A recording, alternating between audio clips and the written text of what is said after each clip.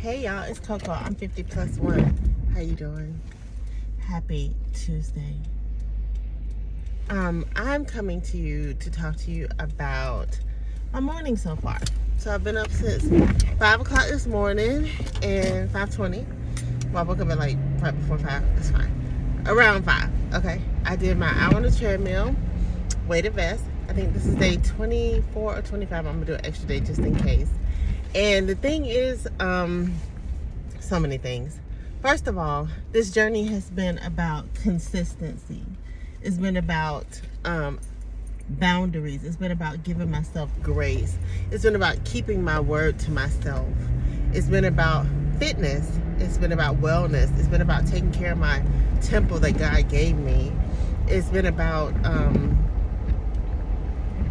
consistency, persistency, yeah, all those things. And so, and setting new habits, making new habits. And as I'm going through this process, I'm learning so much about the journey of, I hope the windshield wipers aren't distracting, but the journey of discipline, the journey of making things easier on myself, but also holding myself accountable, that smooth balance between the two. Yeah, look at these press-on nails. Don't talk to me nice. Just talk to me nice. $2 from Shein, $2 or $3 from Shein or Temu. Try to find an order, couldn't find it. That's not the point of the story.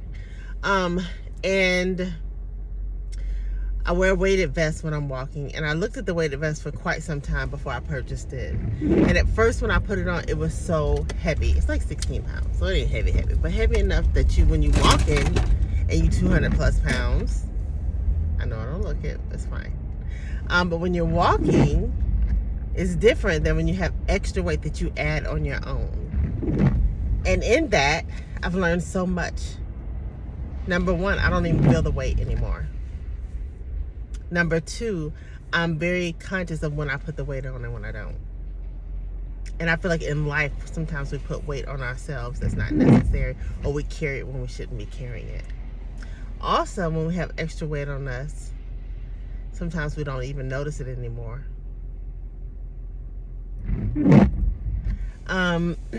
Excuse me. So excited, proud. I have energy in the morning when I get up and work out. I'm grateful that in the afternoon that I don't have to do it anymore. Now for my husband, he works out in the evenings, but he did 20 years in the military where he had to get up in the morning, so there's that. For him, it's the same 24 hours, so he doesn't understand why it's important to me to do it in the morning. But I know my body, I know what's important to me, so I do what works for me. Even when my husband says something different, because that's what works for him. And that's okay. So there's that. That's another lesson. And then a little bit ago, I was listening to Tabitha Brown talk about Peter, and Peter keeping his eyes on Jesus and being able to walk on water. And I was just thinking about, oftentimes when things are difficult, I'm on my face. I'm seeking God. He's the priority. I'm not skipping a moment to be with him, to talk to him, to seek him. When things are easy, I'm turning the light off so I can see better. When things are easy, then I don't know if I seek him the way that I do when things are difficult. So there's that.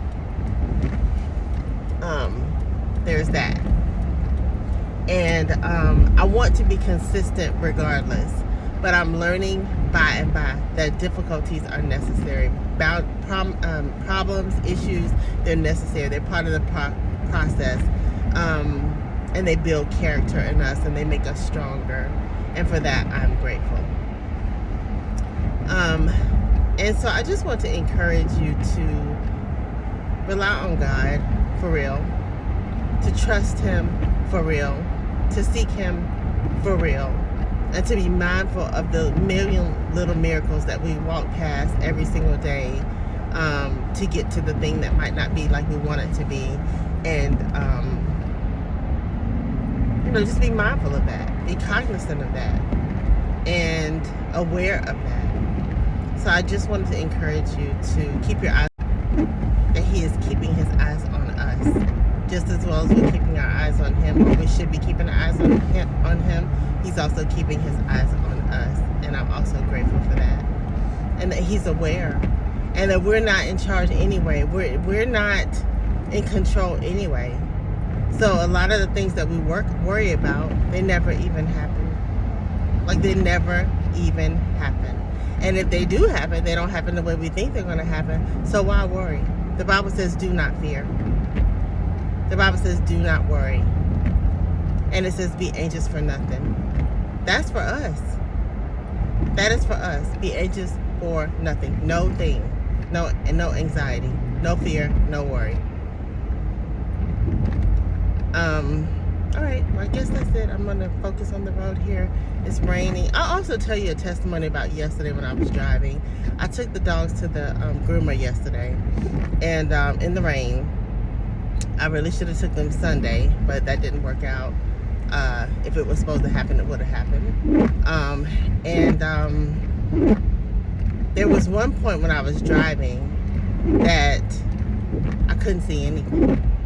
Like, somebody went past me, and the water that they flicked on me with their car made me not be able to see at all. And I literally closed my eyes just for a moment because it felt like it went in my face. And guess what? God kept me.